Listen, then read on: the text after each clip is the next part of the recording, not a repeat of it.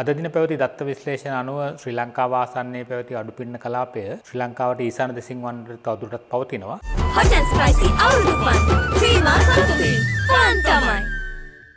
මේ පද්ධතිය ඉතා සෙමෙන් තමයි ගමන් කරමින් පවතින ශ්‍රී ලංකාවේ නිවතට. මේ නිසා මේ පද්ධතියේ බලපෑම අද සහ හෙට දිනවලත් අපිට අපේක්ෂා කිරීමේ හැකියාව තියෙනවා. විශේෂයෙන් බස්නාහිර, සබරගමුව, වයඹ, උතුරු සහ උතුරු මැද පළාත්වලත් ඒ වගේම දකුණු පළාතේ ගාල්ල මාතර දිස්ත්‍රික්කවලත් කඩින් කඩ දවස පුරාම වාගේ වැසි අපේක්ෂා කිරීමේ හැකියාව අද දිනේදී පවතින. විශේෂයෙන් බස්නාහිර, සබරගමු පළාත්වල සහ ඒ වගේම වයඹ පළාතෙත් සාමාන්‍ය මිලිමීටර් 100 ඉක්මවූ අද වැසි අපේක්ෂා කිරීමේ හැකියාව අද දිනේදී පවතින. දැනටත් සමහර ස්ථානවල තරමක වැසි පවතිනවා. මේ තත්ත්වය අපි හෙට දිනේදීත් අපේක්ෂා කරනවා. බොහෝ දුරට හෙට දිනේදීත් දිවා කාලයේ බොහෝ දුරට අහස වලාකුළෙන් බරව පවතී. ඒ වගේම බස්නාහිර, සබරගමුව, වයඹ පළාත් සහ ඒ වගේම ගාල්ල මාතර දිස්ත්‍රික්ක සහ පුත්තලම දිස්ත්‍රික්කයේ දවස පුරා වාගේ කඩින් කඩ වැසි අපේක්ෂා කිරීමේ හැකියාව හෙට දිනේදීත් පවතිනවා. ඉන්පසු මේ පද්ධතිය ක්‍රමයෙන් දිවෙන ඉවතට ගමන් කිරීමත් සමග වැසි තත්ත්වයේ අඩුවීමක් අපිට ක්‍රමිකව අපේක්ෂා කිරීමේ හැකියාව දැනට පවතිනවා. ඒ වගේම දිවෙන වටා මුහුදු ප්‍රදේශවල තත්ත්වය ගත්තොත් විශේෂයෙන් දිවෙන වටා මුහුදු ප්‍රදේශවලත් වැසි පවතිනවා. සුළං වේගය ගත්තොත් සාමාන්‍යයෙන් බස්නාහිර සහ දකුණු මුහුදු ප්‍රදේශවලත් ඒ වගේම බෙන්ගල් බොක්ක ගැඹුරු මුහුදු ප්‍රදේශයේ සුළං වේගය පැයට කිලෝමීටර් 50-60 පවුම් දක්වා විටින් විට වැඩිවීමේ හැකියාව පවතින නිසා ඒ වගේම රළ උස මීටර 2.5 පමණ ඉහළ යන්න පුළුවන්. විශේෂයෙන් බස්නාහිර සහ දකුණු මුහුදු ප්‍රදේශවල දීවර සහ නාවික ප්‍රජාව මේ සම්බන්ධවත් අවධානයෙන් කටයුතු කරන්න කියන එක මතක් කරනවා. දැන් මේ පද්ධතිය කොහොමද ඒ කියන්නේ වේගය හිමින්ද ගමන් කරන්න උතුරු දිශාවට?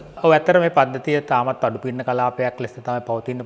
තරම් වර්ධනය වීමක් අපේක්ෂා කරන්නේ නැහැ පද්ධතිය. නමුත් ඉතා සෙමෙන් ශ්‍රී ලංකාව ආසන්නයෙන් ඉවතට ගමන් කරමින් පවතින නිසා මේ බලපෑම බොහෝ දුරට හෙට දිනේදීත් අපිට අපේක්ෂා කිරීමේ හැකියාව තියෙනවා. ඉදිරි පැය 48 තුළ මේ පද්ධතිය සෙමෙන් ශ්‍රී ලංකාවේ නිවතට ගමන් කිරීම තමයි අපේක්ෂා කිරීමේ හැකියාව තියෙන්නේ.